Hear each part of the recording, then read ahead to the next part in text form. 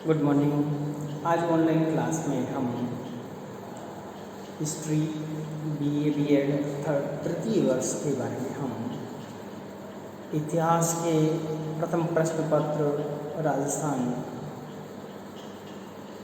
जो हमारा सब्जेक्ट है राजस्थान की इतिहास की रूपरेखा उसके बारे में जो हम अध्ययन कर रहे हैं उसके अंतर्गत में हमने देखा था कि किस प्रकार इतिहास के स्रोतों का महत्व है और किस प्रकार पुरातात्विक विभाग है या ऐतिहासिक साहित्य हमारी किस प्रकार मदद कर सकते हैं।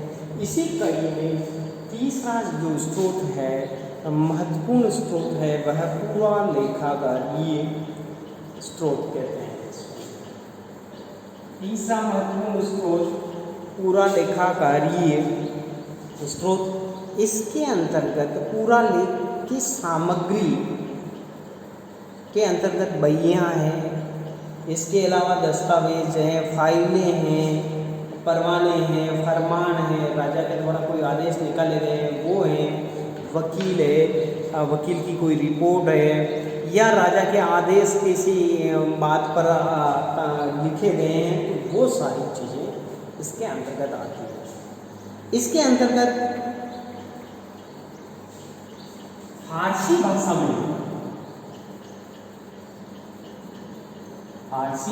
में लिखे गए फरमान हैं, रुपये हैं और वकील रिपोर्ट है।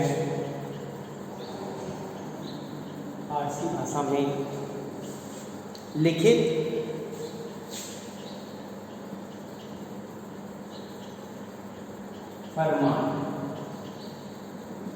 फरमान है, रिपोर्ट्स हैं, वकील की रिपोर्ट है या रक्के हैं, इनके बारे में।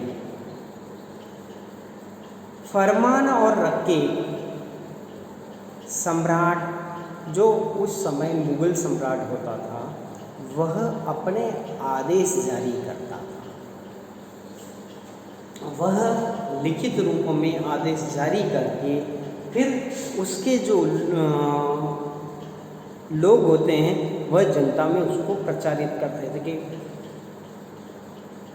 ढोल बजाकर या किसी प्रकार से लोगों को इकट्ठा करके भाई कि आज राजा का ये आदेश है या सुल्तान श्री का यह फरमान है कि यह लगान गुना किया जाता है या इस प्रकार के ये फरमान किसके द्वारा जारी किए जाते हैं, सुल्तान या सम्राट के द्वारा जारी किए जाते हैं। इसके अलावा राजपूत शासकों और मुगल सम्राटों के पारस्परिक संबंधों का भी के बारे में भी इसमें जानकारी मिलती है। किसमें? इन फरमान रकबों में, क्योंकि सम्राट जब किसी के प्रति सौहार्द और प्रेमपूर्ण वातावरण बनाता है या प्रेम का दोस्ती का हाथ बढ़ाता है तो वो फरमान जारी करता है कि मेवाड़ के शासक श्री महाराणा जो भी होंगे उनसे हमारा मैत्रीपूर्ण संबंध रहेगा। या युद्ध की स्थिति होती है तब भी फरमान जारी किया जाता है कि मेवाड़ के महाराणा से हम दुश्मनी करते हैं और आज से हम युद्ध का ऐलान करते हैं, इसीलिए सभी को तैयार रहना है। तो इस प्रकार के फरमान जारी किए जाते हैं। फिर दूसरा आता है वकील रिपोर्ट।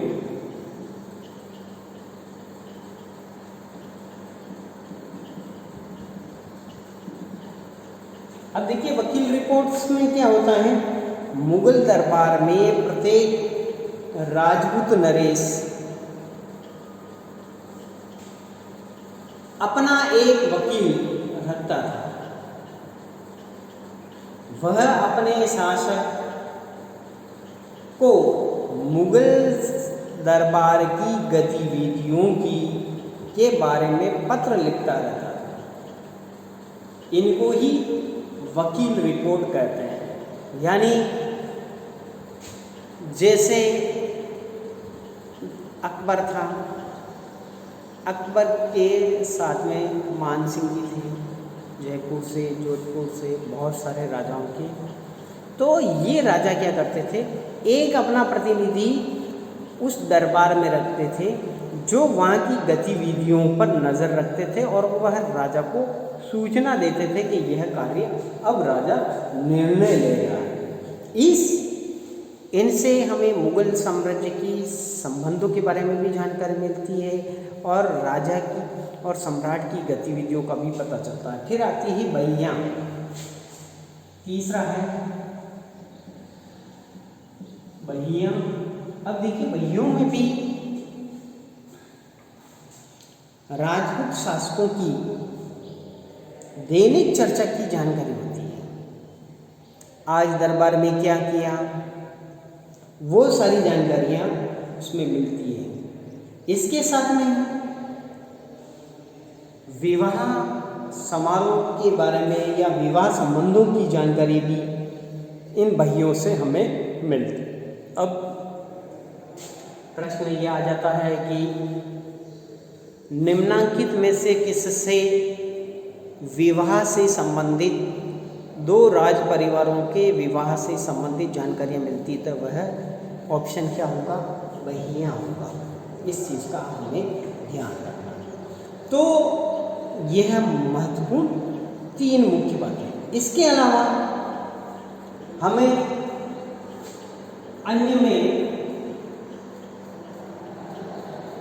जोधपुर का जो पूरा लेखागार है उससे भी हमें बहुत सारी जानकारियाँ मिलती हैं। इसी प्रकार जयपुर का है, उदयपुर का है, बीकानेर का है, कोटा का है।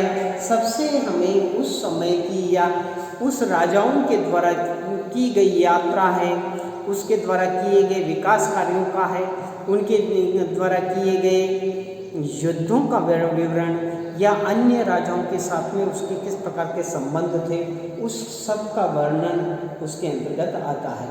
और इसके अलावा राजा ने किसको पुरस्कृत किया, किसको क्या इनाम दिया, किसको क्या दंड दिया, उसके बारे में भी जानकारियाँ हमें मिलती हैं। इसके अलावा ये तो हो गया जोधपुर के बारे में। इसके अलावा जयपुर में भी था, तो जयपुर में खरीदा, परवाना, अखबारात, इस नाम से वकील रिपोर्ट और अन्य डॉक्यूमेंट्स मौजूद है जिसमें राजाओं की गतिविधियों का वर्णन है और इसके साथ में सम्राट से उनके संबंधों की का भी वर्णन है। ठीक है ना। इसके साथ में ही कोटा राज्य से संबंधित रिकॉर्ड के भी अनेक बस्ते मिले हैं जिनमें अनेक पत्र राज्य का आय, उसकी क्या व्यय थी, राजा किस प्रकार खर्च करता था, उस सब के बारे में उसमें बताया गया। इसके साथ में ही बीकानेर राज्य में भी बहिए और फाइलें मिली हैं, उसमें भी बहुत सारी राजपूत और मुगल शासक के बीच में किस प्रकार के संबंध थे, किस प्रकार उन्होंने वैवाहिक संबंध स्थापित किए, उसके बारे में भी बताया गया। इसके अलावा उदयपुर राज्य से संबंधित रिकॉर्ड देवस्थान विभाग के पास में मौजूद है जिसमें सिलहरवाना का हिसाब, इसमें उस समय की सामाजिक, आर्थिक, धार्मिक, राजनीतिक